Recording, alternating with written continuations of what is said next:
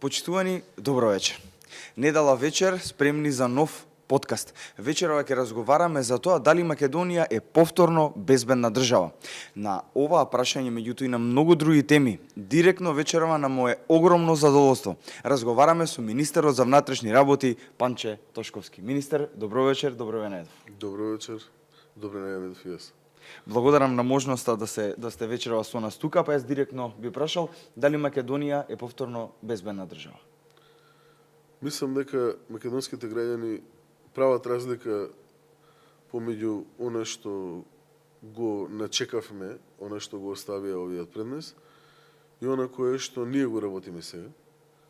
Сметам дека сите оние акции кои што ги спроведовме како од аспект на борба против организиран криминал и особено висока корупција и злоупотреба на државни институции во минатото, сите оние акции кои што ги спроведовме во делот на уличниот криминал, сите оние акции кои што ги спроведовме во делот на борбата против трговија со дрога, трговија со луѓе и така натаму, бандите кои што ги разбивме во Скопје, бандите кои што ги разбивме во Тетово, во Источна Македонија, исто така, му даваат надеж на македонскиот народ дека можело и поинаку. Гледаат дека со посветеност, со макотрпна работа, со професионален пристап можело и поинаку. Можело и поинаку и да се дадат резултати, можело и да се покрене обвинение како во случајот со адитиви, подобро сработена акција од страна на Министерството за внатрешни работи за сторен криминал негде од прилика околу 6 милиони евра, кои што беше објавени за време на претходната власт од страна на одредени новинарски истражувачки тимови, но нажалост не беше процесиран. Покажавме дека можело да се процесира, покажавме дека можело да се обезбедат докази и навистина покажавме дека можело и поинаку.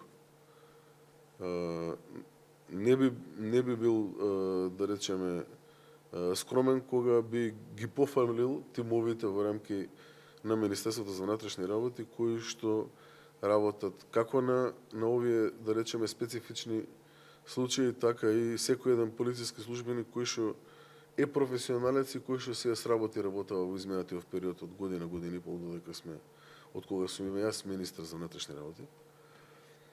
Да, имавме голем број на постапки во рамки на своите редови. Поднесовме огромен број на кривични пријави против, јас би ги рекол, предавниците на своите редови, оние кои што се во рамки на Министерството за внатрешни работи, а при тоа повеќе соработуваат со криминалците отколку со своите колеги. И покажавме дека можело и тука поинаку да се постапува и да се работи во интерес на граѓаните.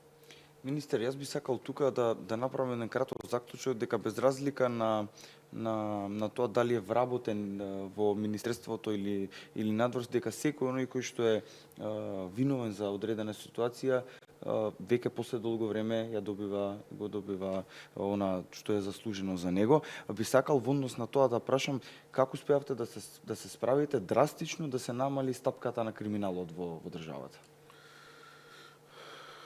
Едноставен е одговорот кога ќе сте неселективни во примената на законски прописи и кога ќе се трудите да професионално си ја сработите работата, без разлика за кого се однесува конкретното, дали ќе е прекршок, дали ќе е кривично дело и така натаму, без разлика дали е брат на градоначалник од ВМРО или е градоначалник од СДСМ или е поранешен министер од СДСМ или е сегашен министер од ВМРО ДПМН или е член на обезбедување на поранешен премиер или член на обезбедување на сегашен премиер и така натаму, мислам дека во различни сегменти покажавме дека можело поинаку. Едноставно чувствувам кај граѓаните дека веруваат дека може оваа земја да фати чекор таму некој што треба да се движи, а тоа секако е Европа. Мислам дека разликата е јасна, видлива и се надевам дека ќе имаме капацитет, сила да продолжиме и понатаму да чекориме со исто темпо, затоа што навистина не е лесно да се фокусиран цело време на решавање на проблеми на граѓаните, меѓутоа од друга страна па навистина е гордост и го исполнува човек кога гледа дека од неговата работа има резултат буквално за сите македонски граѓани. Би сакал да се надоврзам на следното прашање, бидејќи навистина од кога сте вие министер се зголемија контролите во Република Македонија во контекст на побезбеден сообраќај. Гледаме дека за разлика од порано, мислам дека од следната година, од 2026 година ќе се воведи оној Safe City систем. Дали се ова, да речеме, едни од начините да имаме побезбеден сообраќај во државата и како со кои мерки да ги натераме на граѓаните да ги почитуваат оние безбедносни мерки кои што Министерството ги предлага за побезбеден сообраќај? Видите, јас искрено многу верувам во овој проект, затоа што не може да ги кривиме луѓето дека е до нив од аспект на било какво непочитување на сообраќајни правила. Како истите луѓе наши, кога ќе отидат во Германија, кога ќе отидат во Швајцарија, кога ќе отидат во Италија, таму знаат да ги почитуваат правилата на игра, особено во делот на сообраќај, а овде не знаат. Тоа е заради тоа што ние немаме воспоставено, нажалост, 30 и кусур години, систем кој што ќе мора да го почитуваат граѓаните, систем кој што ќе биде неселективен и систем кој што секој еден граѓанин ќе знае дека ако направи прекршок ќе биде казнат. Кога ќе го имплементираме Safe City како решение, јас сум убеден дека за многу краток временски период, релативно краток, се надевам 6 месеци до година дена, ќе го смениме менталитетот и односот на нашите граѓани во делот на почитување на сообраќајни правила. Годишно во Македонија, претходната година, да речеме, но во континуитет, бројките се слични, уназад 5-6 години сигурно, колку што ги имам правено анализите. Лани имавме 140 жртви како последица на непочитување на сообраќајни правила. Таа бројка е страшна. Споредно, да речеме, со Обединените арапски емирати, каде што имав прилика да го видам нивниот Safe City како е имплементиран, таму бројката е иста, околу 140 има и таму жртви, но разликата е што бројот на возила е негде од прилика најмалку за 6 пати повеќе од колку кај нас и бројот на жители кои што гравитираат на нивна територија од прилика негде за 6 пати повеќе од колку кај нас. Значи бројката би требало кај нас да биде за 6 пати помало од 140 која што имам. И тоа би било од прилика некоја си бројка која што ја има и во скандинавските земји како последица на непочитување на сообраќајни правила, која што би била нормална, да кажеме. Меѓутоа 140 жртви е катастрофална бројка. Ние мора се да сториме да таа бројка ја намалиме колку што може надале. И сега има некои обвинувања од опозиција, не знам, ќе сме ги качувале казните, ова сме го правеле за да сме го помнале буџетот и така натаму и така натаму. Ова го правиме само за да во најмала рака заштитиме барем еден човечки живот. Ние губиме многу луѓе, особено млади луѓе, на нашите улици заради непочитување на сообраќајни правила. Со имплементација на Safe City, со заострување на оние драстични прекршувања на законот, со одземање на возила, трајно, при драстично прекршување на законот. Сметам дека и со неселективен пристап, каде што ќе се исклучи човечкиот фактор, сметам дека многу ќе се подобри сообраќајната култура во Македонија генерално. Но ќе ни биде потребен временски период, да речеме, од сега негде околу година дена до година ово време, мислам дека би можеле да направиме една анализа како е сега, а како ќе биде, да речеме, по ставање во функција целосна на овој систем и по донесување на сите оние законски измени кои што се потребни да поминат во рамки на собрание, за да ги дадеме соодветните предуслови согласно закон за да профункционира се тоа. Би сакал само накратко, бидејќи сме на темата, може ли навистина накратко да ни обясните на кој начин ќе функционира Safe City?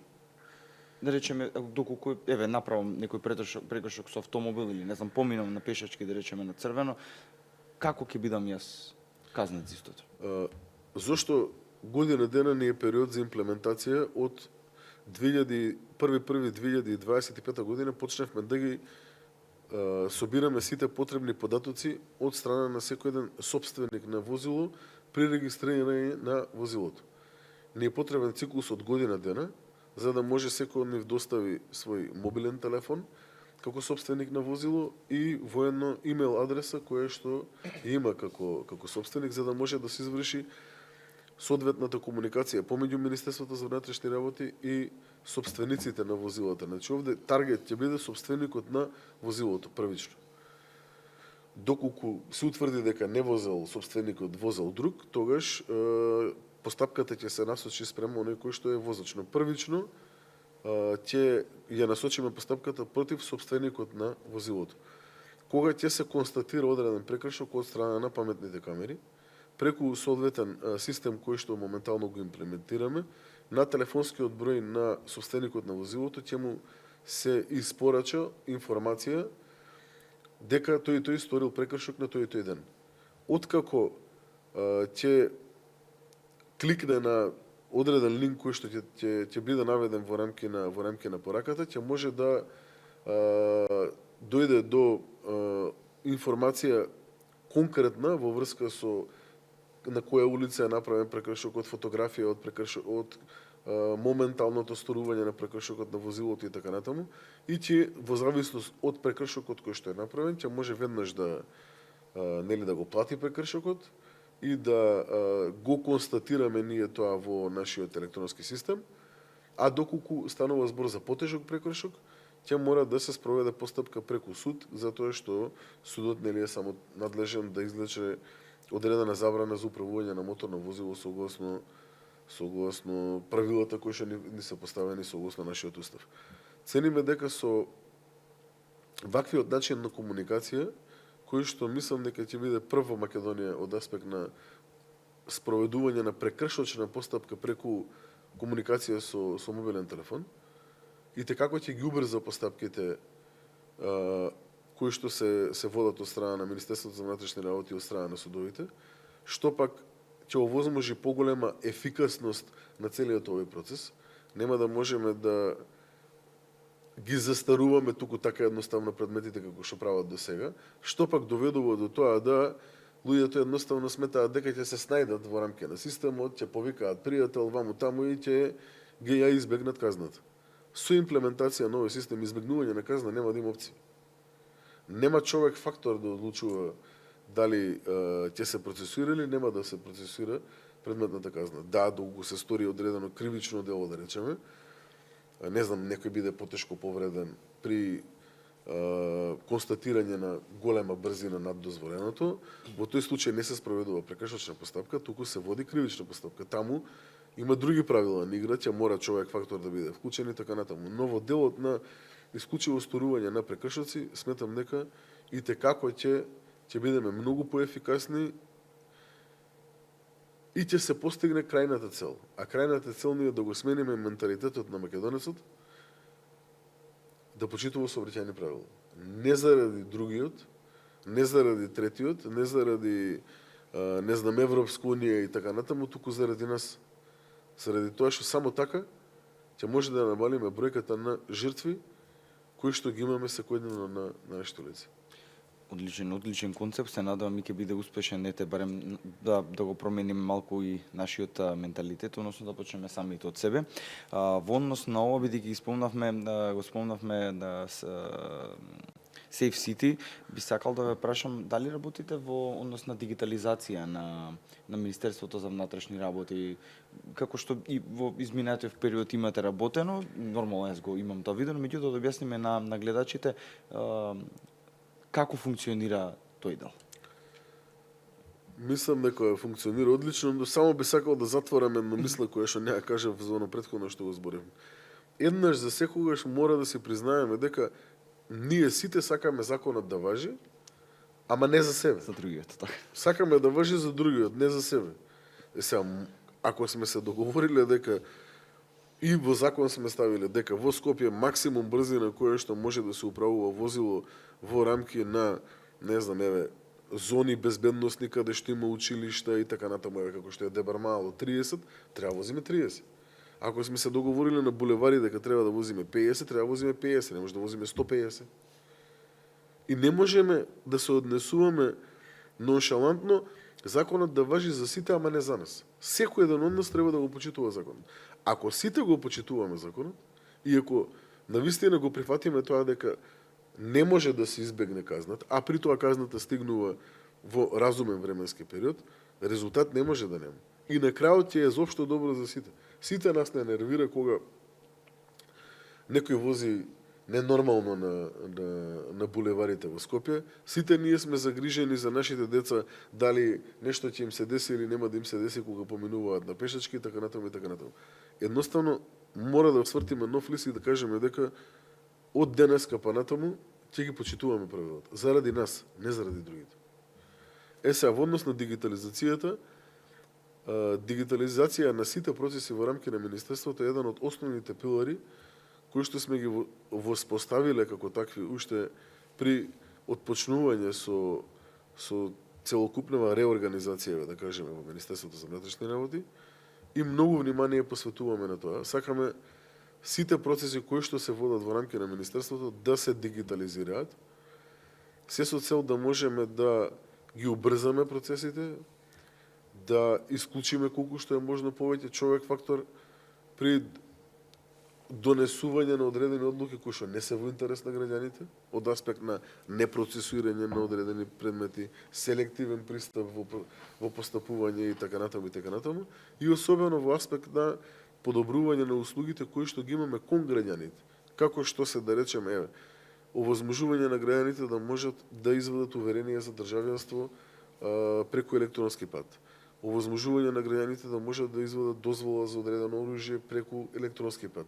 Целокупната постапка да се води електронски, да нема потреба граѓанинот да оди во 10 институции да обезбедува документација, па да дојде во Министерството за внатрешни работи со таа документација, туку да поднесе барање, па ние да ги обезбедиме соодветните документи електронски, односно да имаме пристап до базите на податоци на судот, на обвинителството и така натаму, кои што како докази, да речеме, ни се потребни во постапката, и од кога ќе утврдиме фактичка состојба, доколку исполнува услови граѓанинот, да му ја издадеме одредената дозвола. Доколку не исполнува услови, да го известиме дека не исполнува услови. Мислам дека дигитализацијата и теклако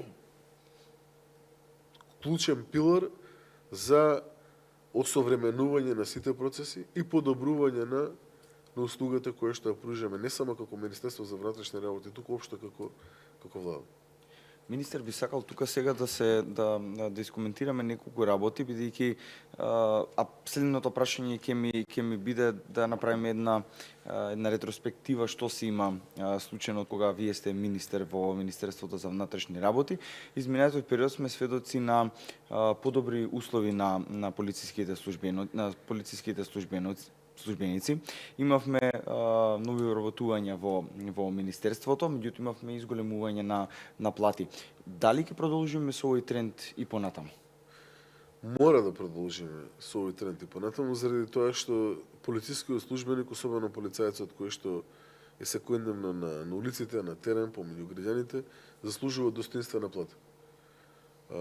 Да, платите се качени за време на новиот мандат на ВМРО ДПМН на полициските службеници за 10%.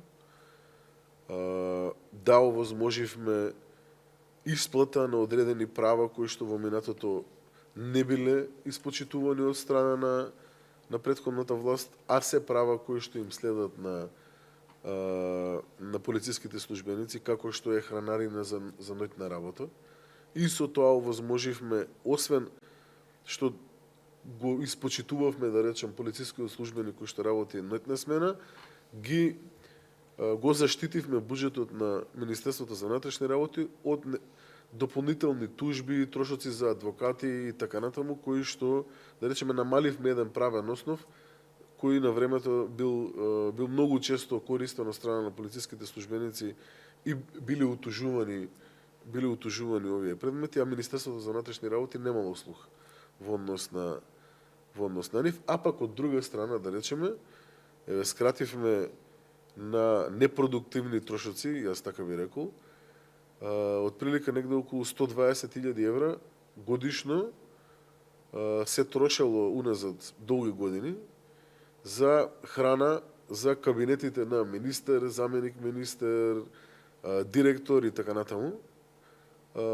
Тоа по мое барање се потпиша измена на колективниот договор кој што го имаме и сметав дека тоа е класично непродуктивно трошење на средства и го сменивме колективниот договор и ги, да речем, го заштитивме буџетот и за овие отприлику околу 100 до 120.000 евра годишно, кои што претходно биле трошени од страна на сите претходни, да речем, влади во минатото.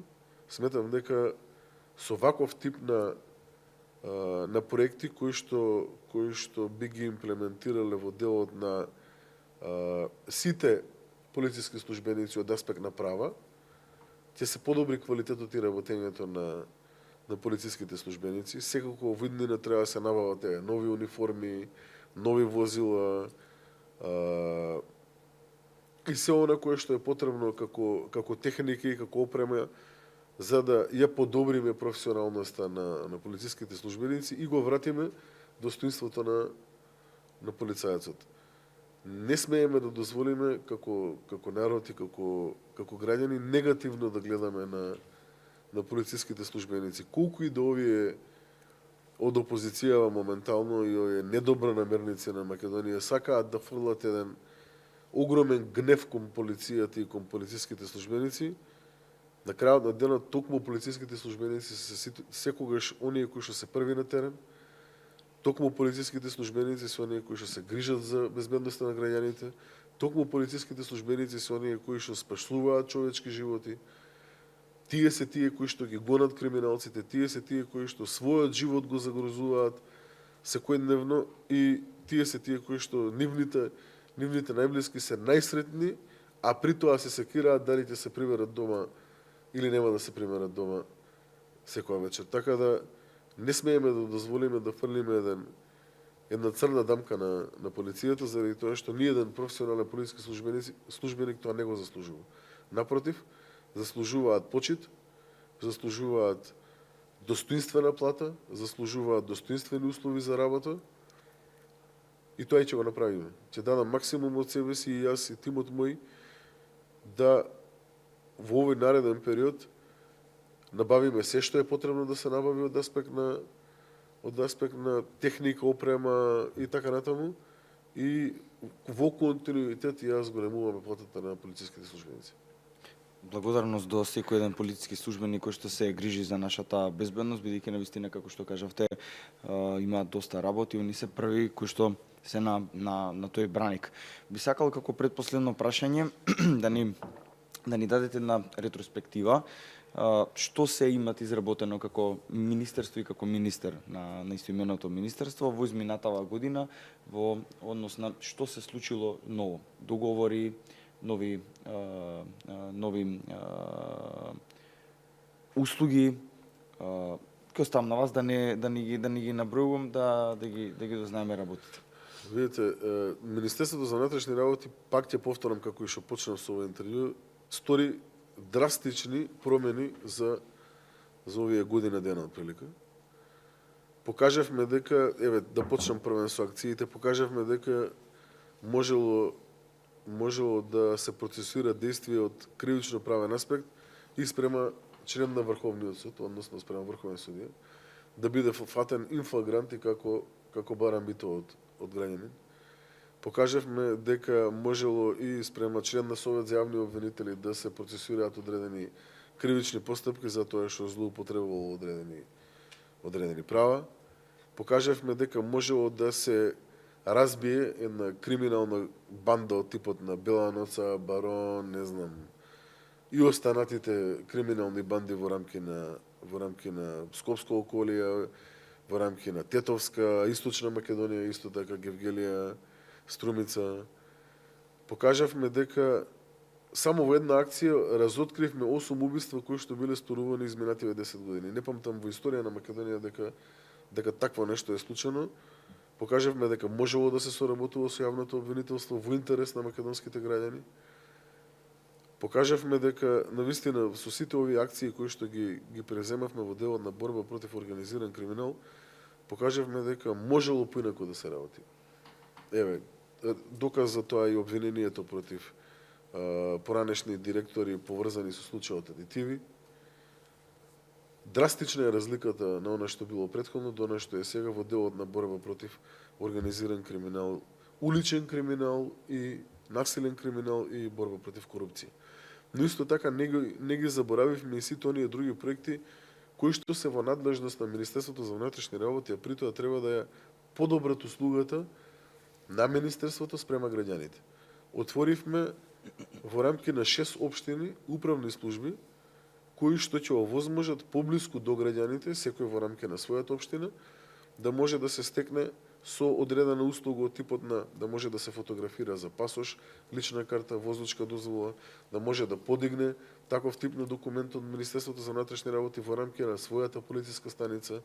Тебе би ги издвоил Брвеница и Егуновце, при тоа ја растеретивме општина Тетово тие луѓе да не прават дополнителна гужва во рамки на управните служби во општина Тетово, туку секој граѓанин во рамки на својата општина да може да си ги оствари овие права. Исто би ги напоменал општина Сарај, општина Липково. Значи, негде од прилика околу вкупна бројка е на околу 200.000 граѓани, македонски граѓани, има возможивме во своите општини да си ги остварат овие права кои што и текако се битни за македонските граѓани. Нема некој кој што не вади лична карта, возничка дозвола и патна исправа. Така што со оваков тип на проекти мораме да продолжиме во иднина. Ова не изискува не знам какви дополнителни финансии, заради тоа што сите објекти како полициски станици веќе ги имавме, со преуредување, да речем, на тие објекти, со носење на базни станици, со едукација на дел од истите вработени, овозможивме услуга која што е многу битна за нашите граѓани. Еве ги пуштивме новите управни служби во Скопје. Тие покажаа дека навистина можело и поинаку од аспект на ставање во функција на одреден простор да изгледа најсовремено како секоја една друга европска земја, за разлика од оној хаос што беше претходно на кој што не треба да ги потценуваме македонските граѓани. Сега гледаме дека имаме еден културен, современ објект во Скопје, како што и доликува на една метропола. Особено би го издвоил центарот за обука. Тука се вложени негде околу 3 милиони евра, вкупно во рамки на осовременување, реновирање на центарот за обука, каде што ќе треба да нашите полициски службеници ја поминат онаа обука до сега која што ја минаа од 9 месеци, сите оние континуирани обуки кои што треба да ги поминат, но исто така и враќање на средното полициско училиште. Тоа е една од основните пилари на Министерството за внатрешни работи во иднина на кој што сме посветени. Помина дел од законската легислатива која што е поврзана со враќање во функција на средното полициско училиште. Ќе треба да се смени и законот за внатрешни работи за да ги дофинализираме, да речем, тие законски предуслови и со Господ напред 2026 септември да отпочнеме со да го вратиме средното полициско училиште во рамки на нашата држава. Ова е многу битен пилар, многу битен дел од она кое што треба да биде реформа во рамки на Министерството за внатрешни работи, затоа што само со добра обука, само со одлично образование ќе можеме да ја професионализираме дополнително полициската служба. Исто така би ги издвоил во рамки на она кое што е имплементирано како проекти, ставање во функција на one stop shop, така што треба на границата со Косово, во рамки на граничниот премин Блаци, во рамки на граничниот премин Јажинце. Ги нема повеќе тие гужви како што ги имаше од претходно во соработка со Министерството за внатрешни работи на Косово и сите други служби, како што е царината, кај на себе би ја издвоил и царината кај нив. Успеавме да ставиме во функција еден посовремен начин на контрола на граѓаните, секој си ја штити својата граница од аспект на влез, а од аспект на излез имаме дигитална комуникација помеѓу двата органи и постапуваме согласно наши надлежности. Денови веќе го пуштиме и подпишаниот договор со Република Србија, каде што ќе имплементираме исто така one stop shop на Табановци и очекуваме дека со таквото решение и како ќе се убрза протокот на граѓани на таа граница. Во интензивни преговори и комуникација сме и со Албанија. Се надевам дека оваа година ќе го ставиме во функција one stop shop и со Албанија на двата гранични премини во Девар и во Струга, така да со регулирање на ваков начин на границите, барем со оние земји со кои што можеме да ги регулираме, малце потешко оди со Бугарија и со Грција, за тоа што не се земји членки на Европска унија и таму важат други правила. И како ќе овозможиме побрз проток на луѓе. На почетокот на овој месец исто така означивме отпочнување на еден многу важен проект како за Македонија, така и за Грција, а тоа е отпочнување со реализација на нов граничен премин во Преспанскиот регион, односно ќе треба да се пушти, да се отпочне со изградба на граничен премин Маркова нога од наша страна, со што и како ќе се овозможат подобри услови за зголемување на туризам, културна размена, колку што е можно, побрзо комуникација на граѓаните, како на Грција, така и на Македонија. Така да огромен број на проекти се отпочнати во рамки на Министерството реално. Дигитализацијата, имаме започнато многу процеси, како што се електронска апликација за оружје, електронска апликација за уверение за движење, уверение за државјанство, веќе ги напоменавме, и доста голем број на услуги. Едноставно, се што можеме да го превземеме како действие, а при тоа да ја подобри услугата за граѓаните, ќе го сториме и во иднина. И драго ми е што македонските граѓани го гледаат тоа, при секојдневна комуникација со било кој граѓанин, без разлика дали е, не знам, од Охрид, Тетово, Дебар, Струмица, Велес, гледаат таа и ме велат: министер, навистина има разлика од она кое што беше до ова кое што го правите. Само продолжете така, само на таков начин можеме да си оправиме државата. Така да, еве, од моја страна огромна благодарност до сите чинители во рамки на овој процес. Би почнал со премиерот, заради тоа што дава максимална поддршка на сето на кое што го работиме.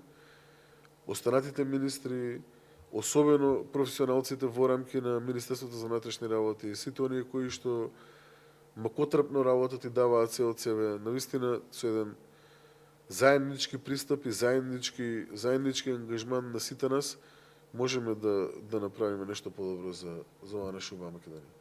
Јас посакувам многу успех во тој дел.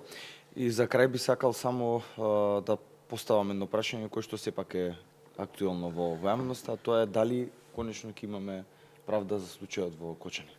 Македонија не заслужува да биде држава ако во тој случај правда на крајот на денот нема. Нажалост, одредени, не знам како да ги наречам, искрено, политички лешинари, вајда би било најблаго, прават една груба манипулација на фактичката состојба. Прават една нечовечна, една некрофилска слика која што навистина е грозоморно да се слуша, а не па да се гледа. Како се обидуваат да извртат фактичката состојба? Како се обидуваат да го изманипулираат македонскиот граѓанин? Но нека им служи на чест. Од она кое што јас го имам како информација до сега и од она кое што го гледам како овој процес се одвива, сметам дека се води една неселективна, една темелна истрага, каде што во која се опфатени сегашни министри, градоначалници, поранешни министри, градоначалници, сегашни инспектори, началници на полиција, поранешни инспектори, началници на полиција. Така да, на крајот, со затварање на двете истраги, и онаа која што се води од страна на јавното обвинителство за организиран криминал и онаа која што се води од страна на основното јавно обвинителство и поднесување на обвинение од страна на обвинителството, ќе можат македонските граѓани да видат зошто, како и што е превземено од страна на јавното обвинителство. Моje лично мислење е дека досега јавното обвинителство добро води оваа истрага, вклучени се 13 обвинители во целиот овој процес и сметам дека правда мора да видат како семејствата на трагично загинатите, така и секој еден македонски граѓанин. Министер, ви благодарам за ова ваше вечерашно гостување. Навистина ми е драго што одвоивте време со оглед на тоа колку имате работа. Благодарам уште еднаш на можноста. Навистина разговаравме за доста теми кои што се од јавен интерес, меѓутоа и важни за сите оние кои што не следат и поддржуваат. Ви благодарам и вам. Секоја убаво која си штабот на ВМРО да понае. Ви благодарам многу. Почитувани гледачи, ви благодарам и вам за вашето внимание. Навистина имавме интересна тема со министерот за внатрешни работи господин Панче Тошковски. Вам ви благодарам уште еднаш за вниманието и посакувам пријатна вечер и се гледаме веќе во следната емисија. Поздрав и секое добро.